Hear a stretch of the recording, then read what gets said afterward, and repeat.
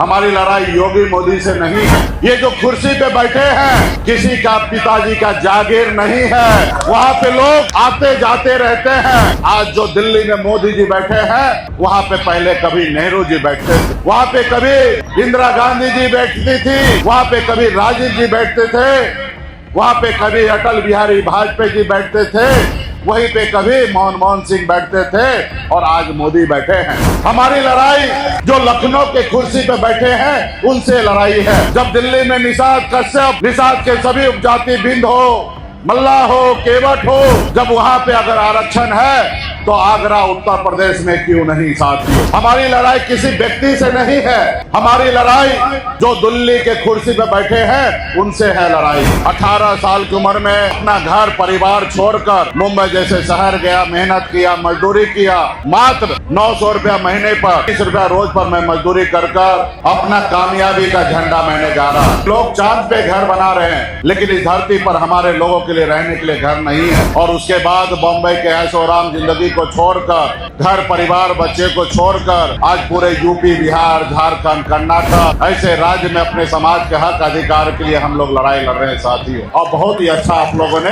कार्यक्रम किया है। आपका जगह छोटा गिर गया है तो साथियों आप सब जानते हैं कि हम पिछले 12-13 सालों से अपने समाज के हक अधिकार के लिए उनको आरक्षण की लड़ाई लड़ रहे हैं साथियों। और ये लड़ाई हमने लड़ते लड़ते कई बार आपके जिला में हम आए हैं और भरपूर आप लोगों का सहयोग मिला है साथियों। आपको मैं बताऊं कि मैं भी एक गरीब परिवार में मेरा जन्म हुआ है, एक मछुआरा परिवार में जन्म हुआ, ऐसे घर में जन्म हुआ जहां पे घर के परिवार के लोग 2 रोज अगर मछली ना मारे तो तीसरे रोज घर पे खाना ना बने। लेकिन हमने गरीबी से लड़ा। 18 साल की उम्र में अपना घर परिवार छोड़कर मुंबई जैसे शहर गया, मेहनत किया, मजदूरी किया, मात्र 900 रुपया महीने पर, 30 रुपया रोज पर मैं मजदूरी कर अपना कामयाबी का झंडा मैंने गाड़ा। एक बेहतर जिंदगी जी रहा था लेकिन मैंने देखा कि लोग चांद पे घर बना रहे हैं लेकिन इस धरती पर हमारे लोगों के लिए रहने के लिए घर नहीं है।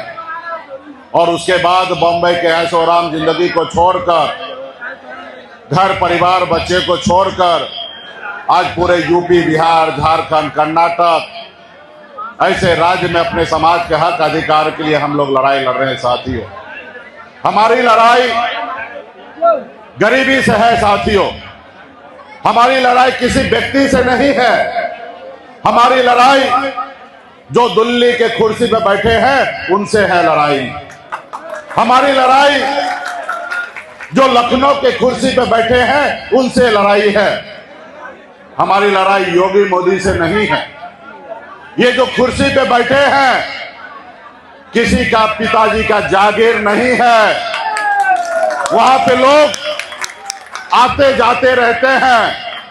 आज जो दिल्ली में मोदी जी बैठे हैं वहां पे पहले कभी नेहरू जी बैठते थे, वहां पे कभी इंदिरा गांधी जी बैठती थी, वहां पे कभी राजीव जी बैठते थे, वहां पे कभी अटल बिहारी वाजपेयी जी बैठते थे, वहीं पे कभी मनमोहन सिंह बैठते थे और आज मोदी बैठे हैं।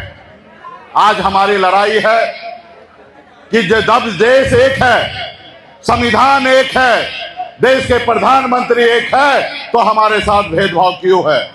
जब दिल्ली में निषाद कश्यप, निषाद के सभी उपजाति बिंद हो, मल्ला हो, केवट हो, जब वहां पे अगर आरक्षण है तो आगरा उत्तर प्रदेश में क्यों नहीं साथियों।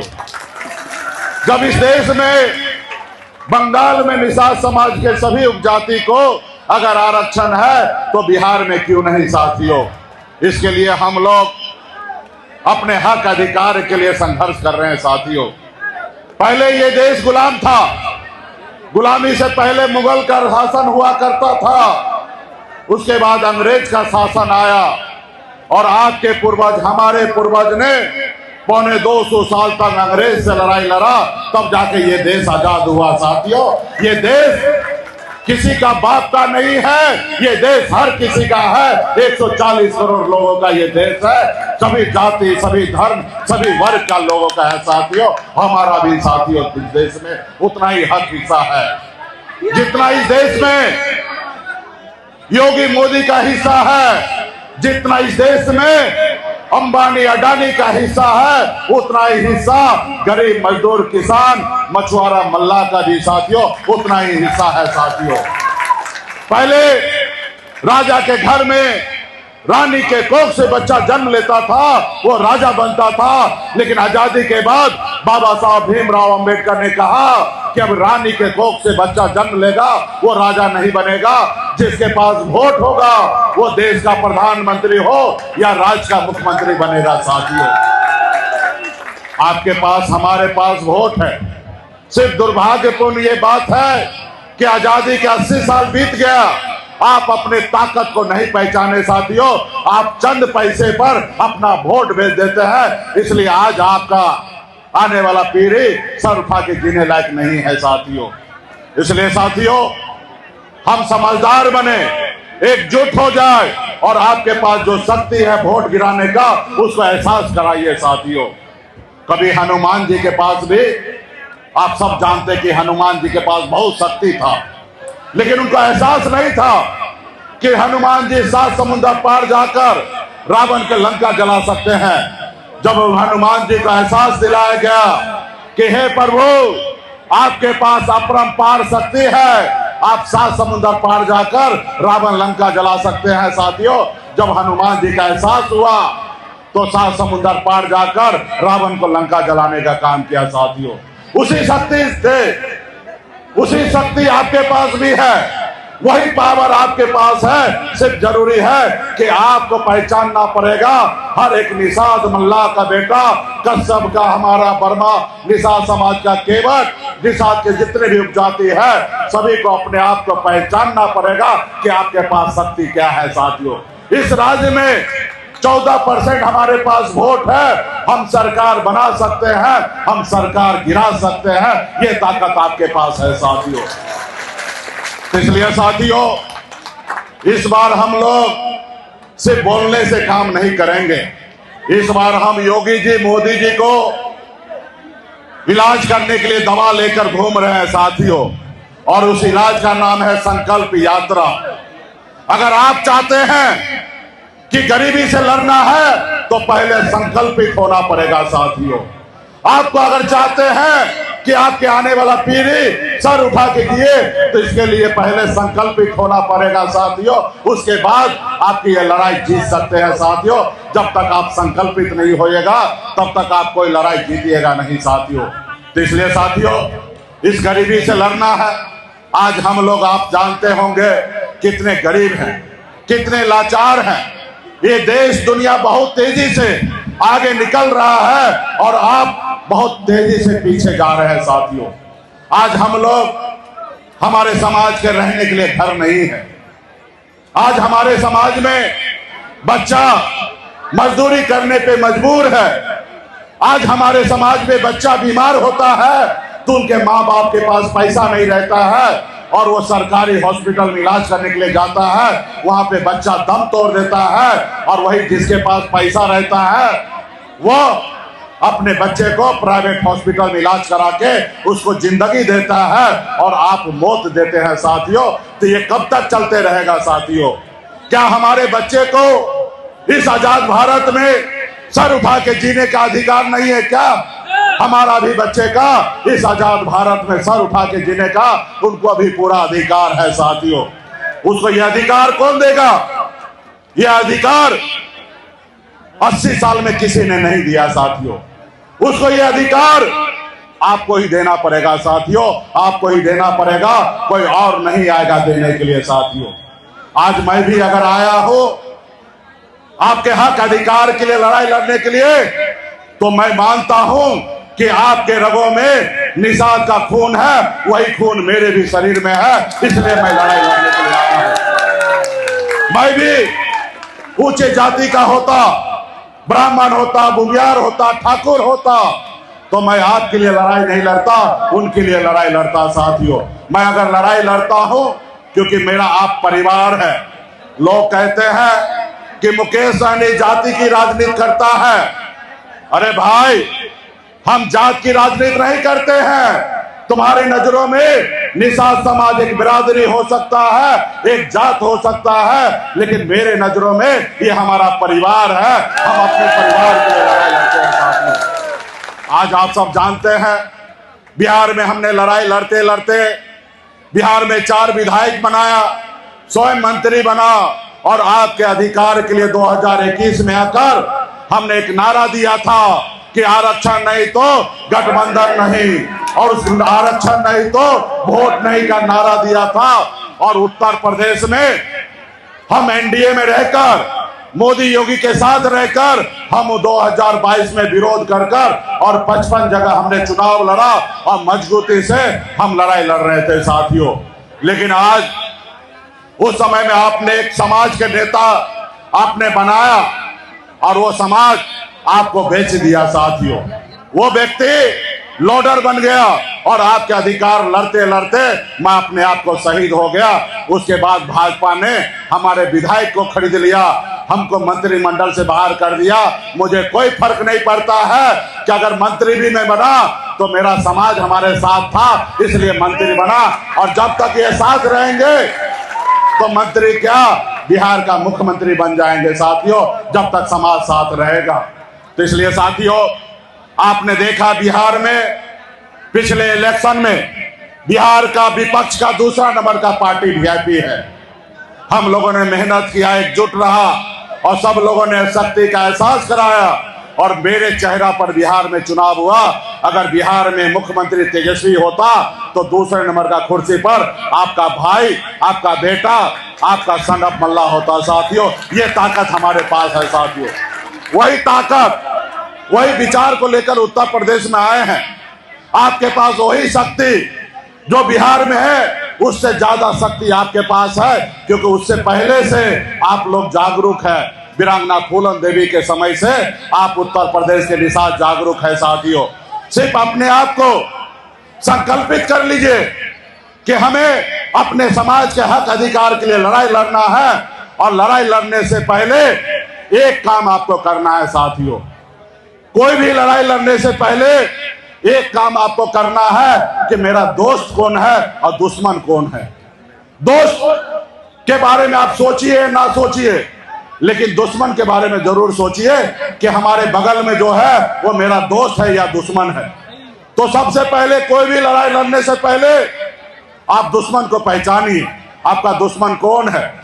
हम मानते हैं कि जो दिल्ली में बैठा है, हमारे आरक्षण का फाइल को दबा के बैठा है, जो हमें आरक्षण नहीं दे रहे हैं, जिसके कारण हमारा बच्चा, हमारा आने वाला पीढ़ी मजदूर बनने पे मजबूर है, तो दिल्ली में जो बैठा है वो हमारा दुश्मन है। साथियों, मैं मानता हूं कि जो लखनऊ में बैठे हैं, सिर्फ हमारा वोट लेता है और हमारे लिए काम नहीं करता है, वो हमारा दुश्मन है। साथियों, और जब तक आप दुश्मन को ललकारिएगा नहीं, अपनी शक्ति का एहसास नहीं कराइएगा, तब तक वो डरने वाला नहीं है। साथियों, तो इसलिए साथियों, लोकतंत्र में जनता जो है वही मालिक है। साथियों, और आपके पास बाबा साहब भीमराव अंबेडकर ने वोट गिराने का शक्ति दिया है। साथियों, हर एक नेता का प्राण जो होता है वो वोट होता है। साथियों, अगर नेता के पीछे से अगर उनको वोट को हटा दीजिए तो नेता जीरो हो जाएगा। साथियों, जीरो हो जाएगा, और वोट आपके पास है। आप संकल्प लीजिए कि योगी मोदी 2027 से पहले अगर निषाद आरक्षण लागू नहीं करेंगे तो हम उनको वोट नहीं देंगे, ऐसा संकल्प लीजिए। साथियों, मैं आपके बीच में ना ही मैं पैसा मांगने के लिए आया हूं, ना ही मैं चंदा मांगने के लिए आया हूं, और ना ही मैं आपसे वोट मांगने के लिए आया हूं। मैं आपके बीच में आया हूं कि आप समझदार बनिए और अपने पैर पे खड़ा होइए। आप समझदार बनिए और अच्छा बुरा का सोच रखिए। सिर्फ मैं आपके पास ये आया कहने के लिए कि दुश्मन को पहचानिए, उनको वोट नहीं दीजिए। उसके बाद वोट किसको देना है वो आप निर्णय लीजिएगा, क्योंकि जब आप समझदार होंगे तो आप सवाल जवाब कीजिएगा। आज देश के युवा समझदार हो रहा है और जब सवाल जवाब कर रहे हैं तो ये मोदी जी दिल्ली से, लाल किला से कह रहे हैं कि दिमागी नक्सल है साथियों, दिमागी नक्सल है साथियों। क्या हम लोग अपने अधिकार की बात करना है तो क्या हम दिमागी नक्सल है? क्या नहीं है साथियों, क्योंकि हम अपने बच्चे का भविष्य चाहते हैं। आज बताइए, इस देश में पेपर इतना लीक हो रहा है लेकिन सरकार कोई जवाबदेही नहीं लेता है। जब हमारा देश के नौजवान, खास करके स्टूडेंट, 18 साल से लेकर 25 साल के नौजवान, जो उसको प्यार से लोग जैन कहते हैं, जब वो दिल्ली में जंतर मंतर पे अपने अधिकार के लिए आवाज उठाया तो सरकार को झुकना पड़ा साथियों और इस्तीफा देना पड़ा साथियों। ये हमारे देश का नौजवान का शक्ति है। जब पहली बार मोदी जी झुके तब मोदी जी लाल किला से कह रहे हैं कि जो पढ़ा लिखा है वो पढ़ा लिखा नक्सल है। आप बताइए, हमारे देश के नौजवान बच्चे, पढ़े लिखे लोग अपने अधिकार की बात करता है, गुलामी की जंजीरों को तोड़ता है तो उनको ये दिमागी नक्सल कहते हैं। हाँ, मैं भी दिमागी नक्सल हूं। अगर अपने बच्चे का भविष्य के लिए लड़ाई लड़ रहा हो तो मैं भी दिमागी नक्सल हूं साथियों। जब सीधी उंगली से घी ना निकले तो साथियों उसको उंगली को टेढ़ा कीजिए, निश्चित तौर पे घी निकलेगा। हम दिमागी नक्सल है साथियों। जब ठंड में अगर घी जम जाए तो बोतल को आग पे रख दीजिए और आग पे रख दीजिएगा, गर्म होगा, फिर घी स्वयं आपको निकल के आ जाएगा। हम दिमागी नक्सल है साथियों, हम दिमागी नक्सल है। आपका वोट से जो प्रधानमंत्री बना है, आपके वोट से लखनऊ में जो राज कर रहा है, मुख्यमंत्री बना है, आप अपना वोट को वो ले लीजिए, उनको कुर्सी पे उतार दीजिए। यही है दिमागी नक्सल है साथियों, यही दिमागी नक्सल है। जब हम आज उतारेंगे, उतारने के बाद हर एक नेता हारने के बाद समीक्षा करता है कि आखिर हम क्यों हारे, और जब वो समीक्षा करेंगे तो पता चलेगा कि उत्तर प्रदेश के 14% निषाद, कश्यप, मल्ला, केवट, गोरी, वर्मा, निषाद के सभी उपजाति ने भाजपा को वोट नहीं दिया, जिसके कारण योगी जी खुद का कुर्सी गया। जब ये समझ में आ जाएगा तब 2029 में जब चुनाव होगा उससे पहले आपको आरक्षण दे देगा साथियों, आपको आरक्षण दे देगा। इसी को कहते हैं दिमाग। और हाँ, हमारे पास दिमाग है तो हम दिमागी नक्सल है साथियों, हम दिमागी नक्सल है साथियों। लेकिन जैसे हमारे पास दिमाग है वैसे उसके पास भी दिमाग है साथियों, इसलिए वो राज करता है। जब चुनाव का समय आता है तो काम नहीं करते हैं, लेकिन आपके खाता में 5,000 10,000 रुपया देकर और वो आपसे वोट ले रहे हैं साथियों। बिहार में आपने देखा, उन्होंने दिमाग का इस्तेमाल किया और ठीक चुनाव में हमारे माता बहन को खाता में 10-10 हजार दे दिया और वोट ले लिया और फिर से सरकार बना लिया। आज उसके पास दिमाग है, 5 किलो चावल आपको दे रहा है और कह रहा है कि यही विकास है। और यहां पे भी हम सुन रहे हैं कि चुनाव के समय में पैसा बांटेंगे, तो हम भी दिमाग लगाएंगे साथियों। हम चुनाव में पैसा ले लेंगे लेकिन वोट उसको नहीं देंगे जो हमारा बच्चा का भविष्य कर देगा। और इसी को कहते हैं दिमागी नक्सल। इसलिए साथियों, आप आने वाला समय में जब चुनाव का समय आएगा, ये लोग प्लान करेंगे तो हम लोगों को प्लान करना भी। और निश्चित तौर पे ये आज का हुजूम जो युवा का शक्ति जो दिखा है, आगरा से रिपोर्ट जाएगा और लखनऊ दिल्ली का कुर्सी हिलेगा साथियों, क्योंकि वो मानेगा कि आगरा में जो युवा है वो सब युवा सन ऑफ मल्ला के साथ, सब लोग सन ऑफ मल्ला बन गए और दिमागी नक्सल हो गए साथियों। तो इसलिए साथियों, हम लोगों को भी आने वाला समय में दिमाग से काम करना है। वोट किसको देना है वो समय आएगा तो आप सोचिएगा। वोट किसको नहीं देना है उसके बारे में सोचिए। क्या योगी मोदी आरक्षण ना दे दे और फिर भी आप उसको वोट दीजिएगा क्या? बताइए। क्योंकि कभी ये लोग के पास और भी दिमाग है, कभी आएगा धर्म के नाम पे वोट मांगेगा, कभी आप ही का भाई को खरीद लेगा, लोडर बना देगा और उसके जरिए आपसे वोट लेने का काम करेगा। हो सकता है कल हमारे भी कनपट्टी पे बंदूक रख देगा और कहेगा कि मुकेश सहनी आप उत्तर प्रदेश में अपील कर दो कि निषाद समाज भाजपा को वोट दे। तो शायद हो सकता है हम मरने के डर से एक वीडियो भी बना देंगे, लेकिन वो वीडियो भी बनेगा साथियों तो उसको मानना नहीं है, और जब तक आरक्षण ना दे दे तब तक भाजपा को वोट नहीं देंगे।